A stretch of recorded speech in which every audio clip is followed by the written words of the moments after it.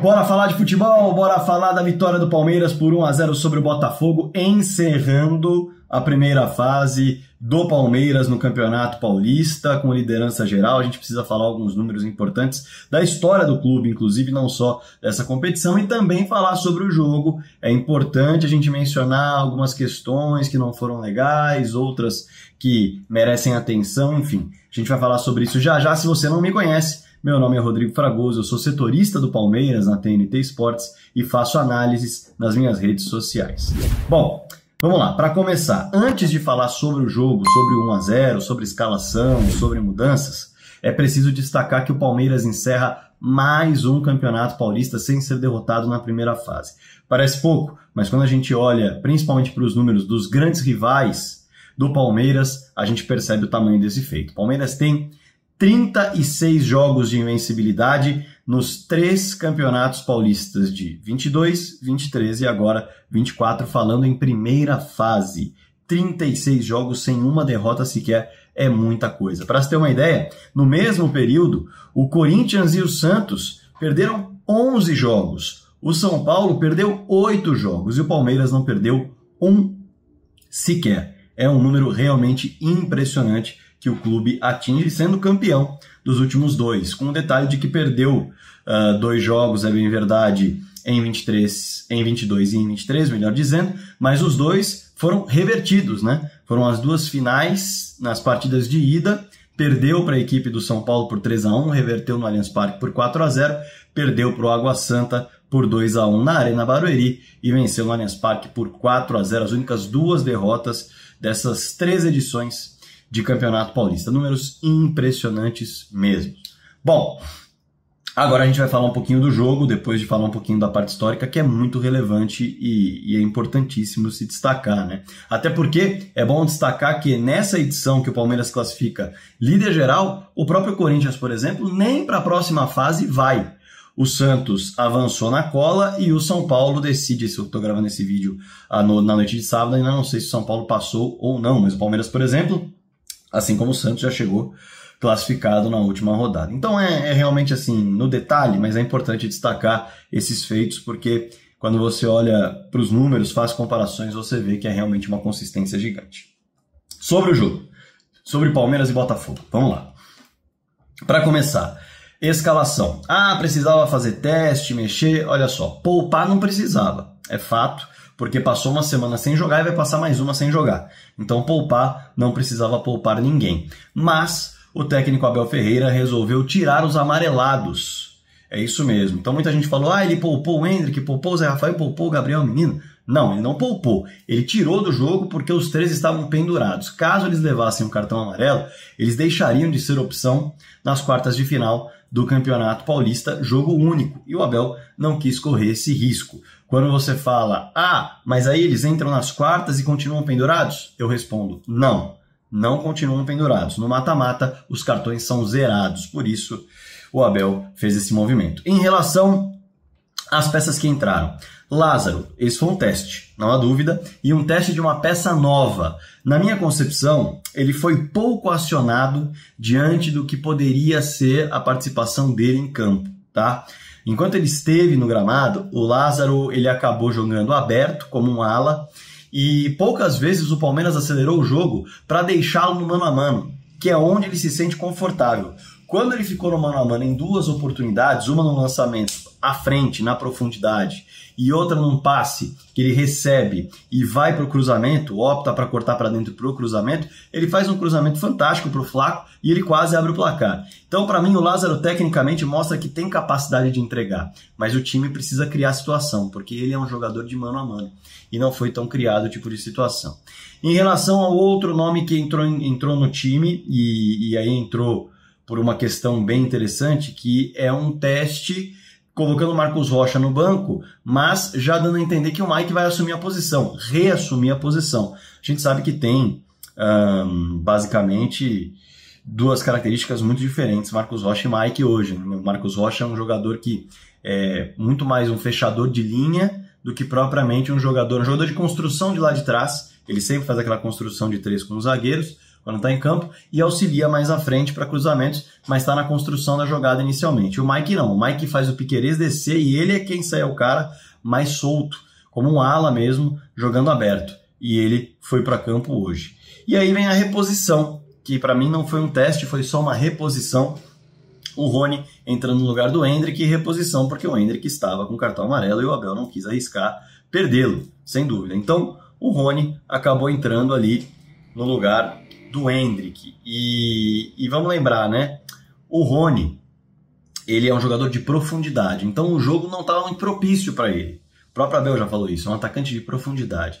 Então era um jogo mais complicado para ele aparecer, porque o Botafogo marcava muitas vezes no meio campo para trás, e a partir daí, com uma linha de 5 lá atrás, ele compactava tudo e impedia que houvesse, por exemplo, um passe mais longo para buscar velocidade, porque a última linha já estava muito próxima da grande área e muito próxima do goleiro. Então é um jogo que não é muito o do Rony, e ele acabou entrando para tentar fazer a diferença. No primeiro tempo, o time foi muito lento, e eu acho que isso acabou prejudicando o desempenho de todos. Por ser lento, o Lázaro poucas vezes recebeu no mano a mano, e aí eu explico. Você está girando a bola no campo. Se você girou essa bola para o lado direito e você tem alguém do lado esquerdo que é bom no mano a mano, o ideal é você girar essa bola para o lado direito, atrair a marcação adversária para esse lado do campo e tentar acelerar, ou com uma bola longa, ou com uma bola que passa rapidamente por um zagueiro para fazer aquele quase pinball, de você tirar a bola daqui, bateu aqui, já chegou aqui, e aí no balanço, esse jogador que está teoricamente no espaço livre, ele vai ter condição de buscar o mano a mano, entrar na área, desequilibrar as linhas, bagunçar o adversário ou até sofrer uma falta num lugar onde pode gerar uma bola parada perigosa com um cruzamento, ou até com uma bola na direção do gol, aquele chuveirinho, que é aquele chutamento praticamente. E isso o Palmeiras fez muito pouco. O Palmeiras combinou muita jogada por dentro, onde estava absolutamente congestionado. Poucas vezes a jogada saiu. E quando ia por fora, também ia de maneira muito lenta. Então, quem recebia por fora parava, pensava o que ia fazer, o outro passava, quando passava já estava acompanhado, aí não era opção de passe e voltava a girar a bola. Então, foi um primeiro tempo ruim, foi um primeiro tempo lento da equipe do Palmeiras, apesar de ter tido ali a chance com o Lázaro, ter tido uma chance com o Flaco. E aí a gente fala sobre o Rony de novo, porque o Rony acaba sendo um fator decisivo no primeiro tempo, já que ele consegue a expulsão de um zagueiro do Botafogo. E aí com 10 as coisas mudam muito, né? Como que o Rony conseguiu?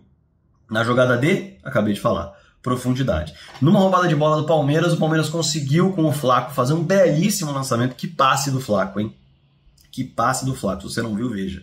E aí nesse lançamento o Rony consegue ganhar na velocidade e é puxado, tem o puxão de camisa. No puxão ele acaba sendo trazido para trás, o adversário ganha velocidade para tomar a sua frente, com isso cartão vermelho, chance clara de gol, e o Rony consegue a expulsão desse jogador. Na profundidade ele consegue ajudar, é a característica dele. Mas parou por aí, digamos, né? O Palmeiras ele acaba tendo na sua dinâmica no primeiro tempo muita dificuldade de gerar perigo. No segundo tempo, aí a coisa muda, porque a gente está falando de uma expulsão aos 38 do primeiro tempo. No segundo tempo, o time passou a jogar avançando muito mais. Inclusive o Abel tirou um pouco a linha de 3 de construção, deixou só 2 e soltou o Mike para acelerar, soltou o Piquerez para acelerar em várias ocasiões para realmente atacar a última linha do Botafogo e pressionar completamente os marcadores, para que eles ficassem realmente perdidos, porque já tinha 2 jogadores por dentro, ia ter mais 2 por fora e outros 2 chegando para buscar o espaço dependendo de onde abrisse essa linha. Essa era a ideia, sufocar o Botafogo.